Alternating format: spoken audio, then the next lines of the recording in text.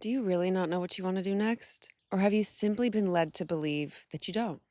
Maybe all throughout your life, or just in key moments, you've been told that your ideas are naive or that they're never going to come to fruition. And so you learned to quiet that down because when you shared your dreams or what you wanted to do, you felt ridiculed, you felt embarrassed, you felt like they were stupid because someone else said that. Maybe they didn't even say it. Maybe it was just their facial expressions like, yeah, that's a great idea. You should try that. You know, anything that's not full support or encouragement can cause us to shut down.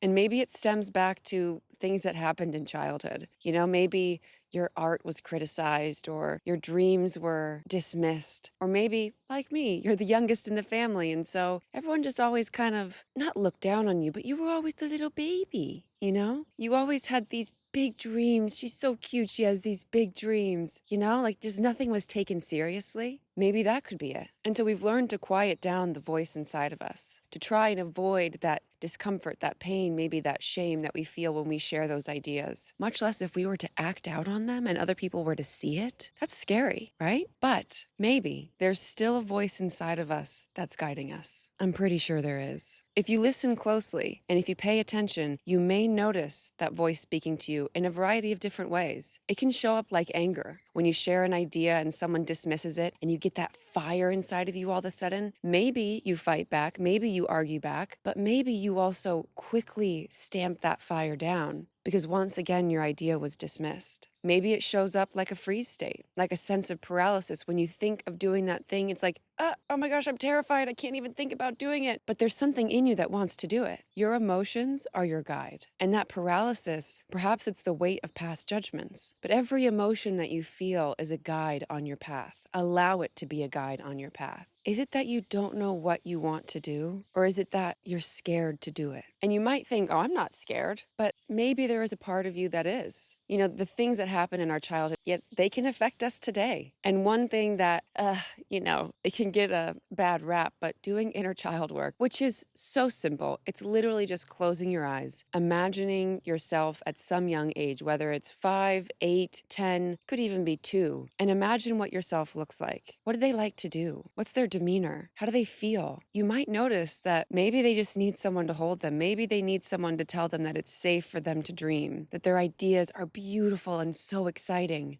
Connecting with your inner child can help because a lot of times blocks come up from then, and we see patterns that repeat from the time that we were a child. It doesn't have to be some big woo-woo thing. Literally, just close your eyes and imagine yourself at a certain age. And if you can't picture it, go get a picture of yourself from when you were a child. Just look at that picture and then close your eyes and connect in with it. What's that feeling that's there?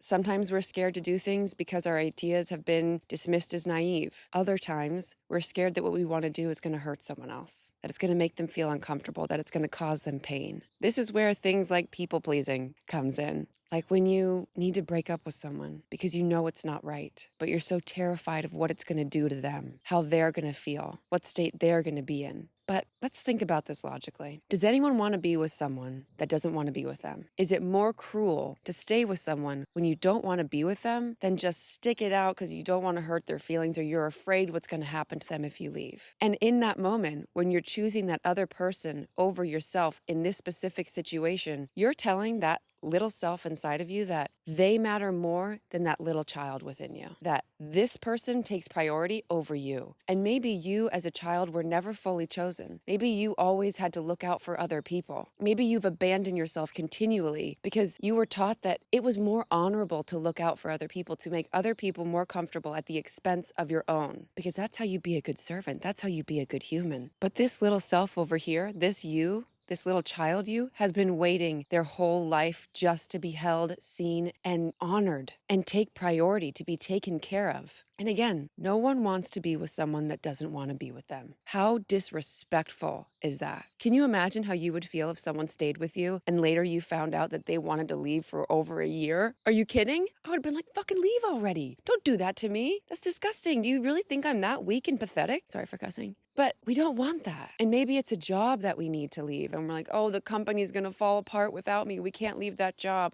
Come on. I'm going to give a little bit of tough love in this episode, evidently. The company's going to be fine without you. Everyone, sadly, is replaceable. That's a gift, and it's something that we need to accept. The company's going to be fine without you.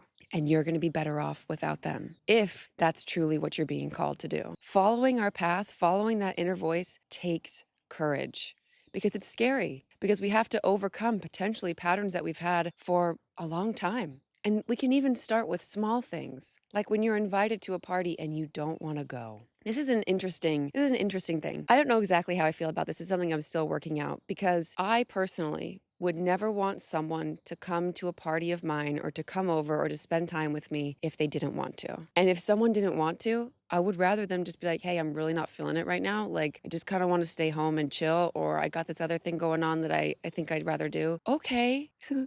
I would love it if someone was honest with me. I wouldn't want, just like I would want someone to break up with me if they didn't want to be with me, I would much rather someone not come over if they didn't want to come over. We are so emotionally sensitive, and we need to start taking care of our own emotional state and taking responsibility for it. We can't be at the whim of someone else's actions, because you've heard that saying, right? That if someone can control your emotions, they become your master. I think it's Epictetus or some stoic type of person, but it's the truth. I don't want to be a victim to someone else's actions. I don't want to feel like a victim to someone else's actions. I want to be so emotionally steady in myself that, great, you don't want to come over? Don't come over. No problem.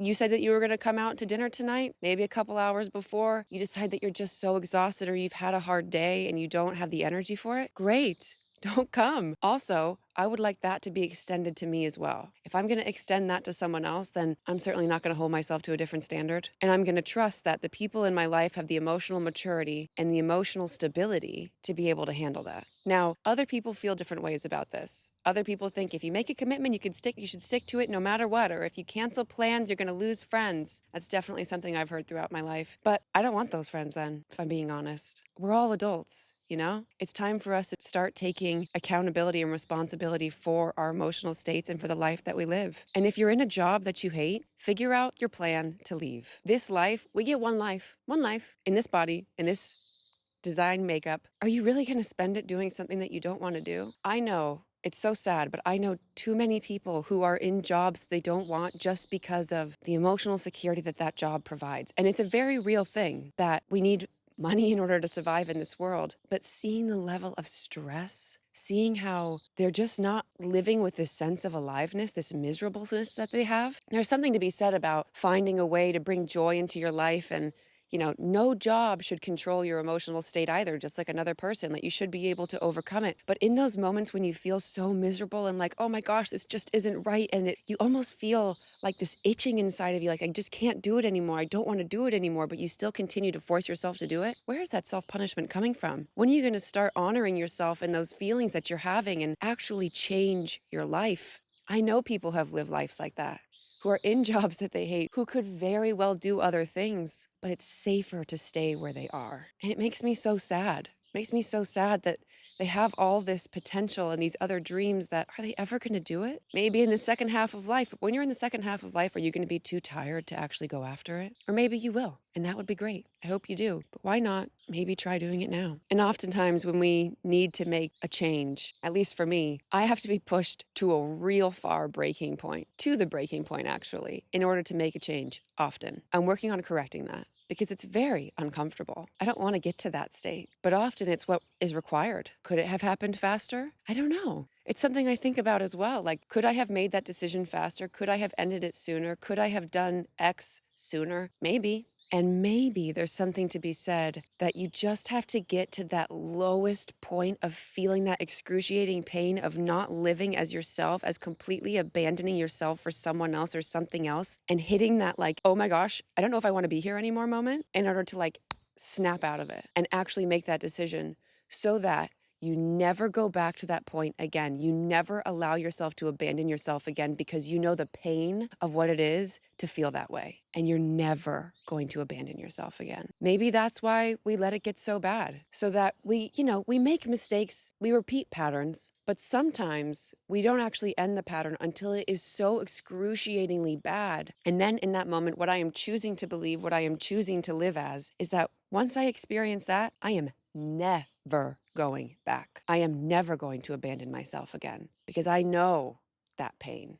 and I'm never going to experience it again. So any fear that I had of making a decision that might hurt someone or going after my dreams because I'm embarrassed of what other people might think or other people have told me that this idea is stupid. No, I know the pain of not living that life, and I will never sacrifice my dreams or my well-being again to make other people comfortable or because I'm scared of doing it. Overcoming that fear is so important. And sometimes it's good to look at, okay, so where does this story come from? Why is this pattern here? And other times it's the pattern, it's the story, it's fear. You don't necessarily need to know the story. All you got to do is push through it and say, I'm freaking tired of my life right now. I don't want to do this. I don't want to live this way. I don't want to put up with this anymore. And then you make the change. You just do it and you never abandon yourself again. So could change have happened sooner? Maybe.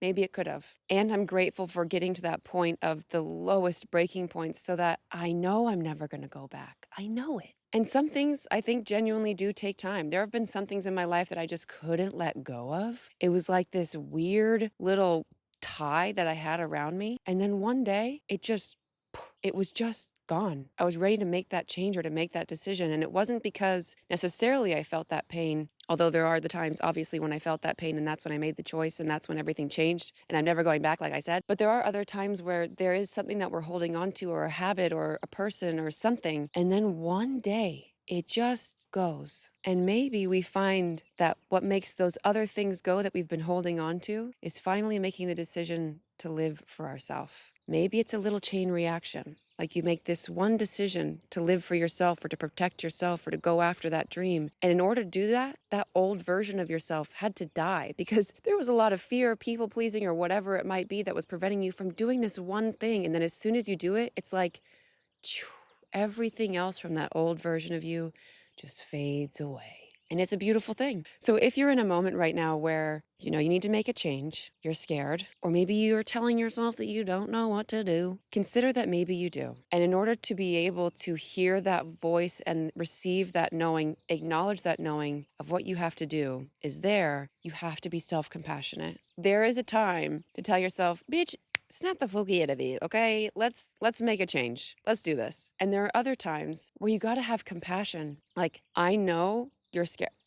There's two voices. Talk to yourself in two voices, okay? There's this ego, maybe fear, self-conscious, people-pleaser mode. And then there's this other one that is this ever-loving, compassionate, all-knowing version of you. And allow that to speak to this part and say, I know you're so scared right now. I understand. And I want you to love your life. I want you to love your life. So let's do what we can to make that happen. And I know you're scared of hurting other people, or I know you're scared of doing whatever, but isn't it better if we just do it and we get it over with because we know it's going to happen eventually? So why don't we just do it and we start to live the life that we want a day closer than if we waited one more day? Talk to yourself. And sometimes when we're in a stage of burnout or emotional overwhelm and we really can't process anything, we can't hear the voices inside of us because we're just so numb or empty. I've been through those times. And sometimes we need to give our body a minute to just restore and rest, not pressure it with the need to figure something out or to come to a conclusion, but just give it a minute to breathe. Give it a moment of rest. And in times like these, certain things have helped me, like doing things with my hands. That has been the number one best thing for me. Maybe for you, it's going to be spending time with friends or going on nature walks. Those are beautiful, great things. But sometimes when we're getting in that overwhelmed state, we just need space to be still and no energetic outputs from anyone else. If you're a sensitive person, if you pick up energy from other people, being with yourself may be a really beneficial thing to do. And so what I did was I did things with my hands. I sewed my dog's toys. Anytime that they would rip it up, I would sew it. I would go get the stuffing. I would get a needle and thread, and I would just sew it right back up. And it was so soothing. It was almost like I wanted them to rip up their toys just so I could have a reason to sew again. I even would get an old pair of jeans or something and cut them up and put two pieces together and just sew all four sides around. Because I needed something kind of monotonous and repetitive to do with my mind, because it was that rhythm that I had that allowed space for my heart and my mind to recalibrate, just to totally relax. I wasn't picking up anything from a TV show or a movie or music with lyrics, because all of that just felt like energetic output. And when you're in a truly burnt out state or overwhelmed state, everything feels like too much. It can. And so doing a simple thing like sewing a dog toy, cut something up, just stitch, just sew. Another thing that I liked to do was trace things. At the time, there was a home remodel that was going on, and so the big paper was huge, like the size of a table. And so I just went and I got a bunch of printer paper and I taped it all together and I laid it over the big remodel plans and I traced it all. I got a ruler, pencil, eraser, and I just traced the whole thing. Sometimes I would move like this room, I'm going to put it over here. So I would have to kind of maneuver the papers. But that tracing felt so good because, again, it was something I didn't have to think about, but it was just like this smooth action that I got to do. So maybe there's things like that that you can do for yourself that would help you in these times where you just need a little bit more time or you just need some soothing. When everything else feels like too much, these simple little tasks might help. There's no shame in needing time for things to kind of sort out or for your nervous system to regulate in order to be able to make that choice or that decision or take that action that you actually need to take. However, it's so important that you stop lying to yourself, if you are, that you don't know what to do or that you're not ready, because you might be. And so work with that voice inside of yourself. Allow yourself to call yourself out in this loving, all-knowing, all-present way. I know you're scared, but we know the path. We know what needs to be done. So let's just do it. And then if you need it, give yourself a little kick in the butt. Baby girl, we've been putting up for this way too long. Get your ass up.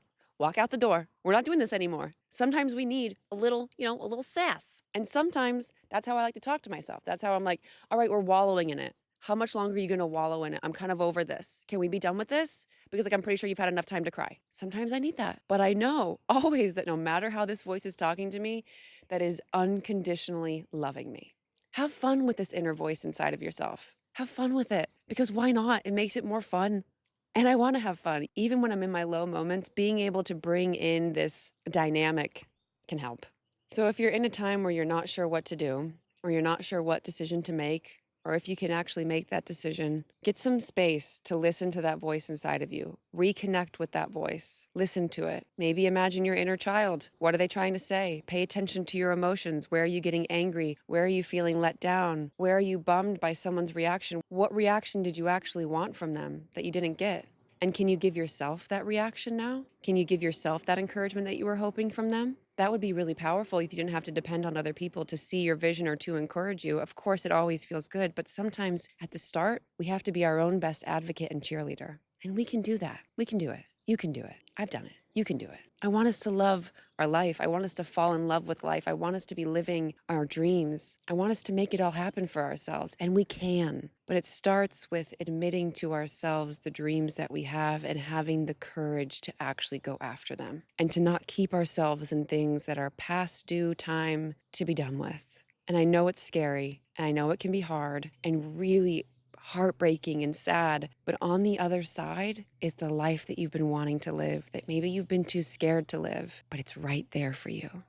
You can do it. So no matter where you're at, take one of these steps. Maybe you have other tips on how you get through times when you don't know what to do, or you're telling yourself you don't know what to do. So share them in the comments. I would love to have this discussion. And when you're in times of overwhelm and you just need something monotonous to do, what's your thing? Do you go swimming? Do you go for walks? Do you hang out with friends? Do you also sew? Maybe you crochet? What are your things? Maybe you go hit golf balls or something, or you go to a batting cage. There's all sorts of things you can do. Maybe you can go for a long drive. Oh, I love going for long drives. But let us know in the comments, because I would love to have other ideas of supporting ourselves when we go through these times. So just remember, you're not lost. You're closer to the truth than you've ever been. And that truth can be disorienting when perhaps you've spent your entire life trying to turn away from it, ignore it, because it didn't feel like it would be accepted. And right now, your job is, if it hasn't been accepted by other people, if you've been shutting it off yourself, your number one job right now is to accept it for yourself and to let yourself know that it's okay to make that decision, to follow through in that action, and to have that dream. And maybe you start with just one small little act of courage. Who knows what it could be? And as you take each little step of courage, the whole path before you is going to reveal itself. It's not that you don't know what to do. You're doing better than you think you are. You're good. May you have the courage to acknowledge your dreams, to see what you truly want in life, and to follow through on it. May you have the courage to take the step that may hurt other people, but ultimately is looking out for yourself. You got this. Thanks for joining me today. I'll see you next time.